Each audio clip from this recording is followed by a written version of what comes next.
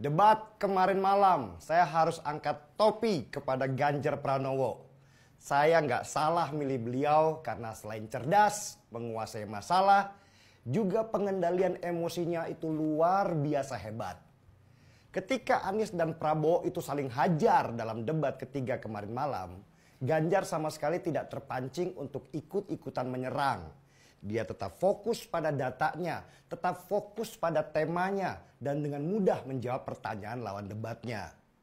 Bahkan sampai Prabowo akhirnya harus setuju dengan jawaban Ganjar dan gak bisa membantah. Dan dari debat kemarin malam, akhirnya kita bisa tahu masing-masing karakter calon pemimpin yang ada. Yang saya heran itu justru Prabowo. Dia kan Menteri Pertahanan, bahkan sudah hampir 5 tahun menjabat.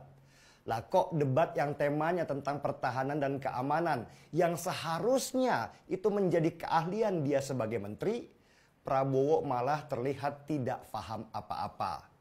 Prabowo tidak pernah bicara teknis, malah sibuk orasi-orasi yang bersifat motivasi.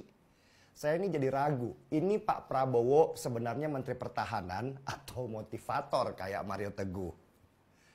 Saya itu awalnya mengira kalau tema debat ketiga tadi malam itu, Prabowo akan menghabisi 2 orang pasangan calon lain yang pasti bukan bidang mereka bicara tentang pertahanan dan keamanan. Apalagi latar belakangnya Prabowo itu militer, jenderal lagi. Kenapa kok malah dia yang lemah bicara, yang seharusnya menjadi bidang spesialisasinya dia?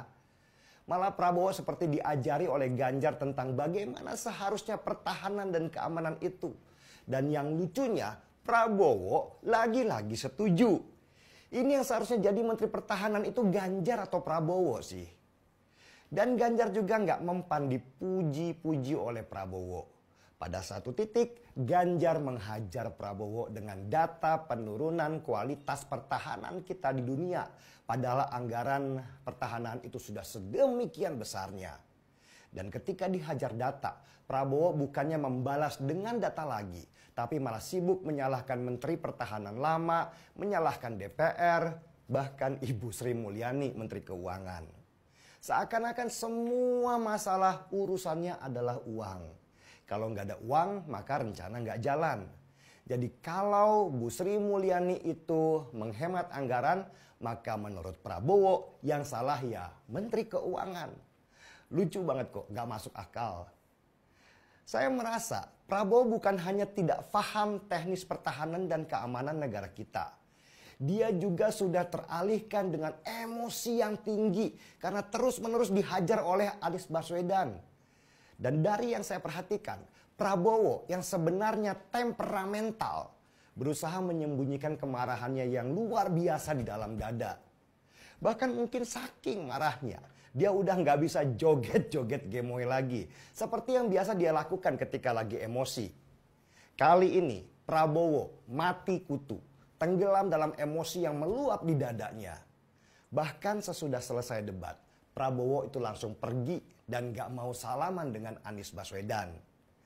Anies benar-benar sudah menyentuh titik yang tepat untuk membangkitkan emosi Prabowo sehingga mengganggu konsentrasi dia dan membuatnya jatuh terpuruk dalam debat tadi malam.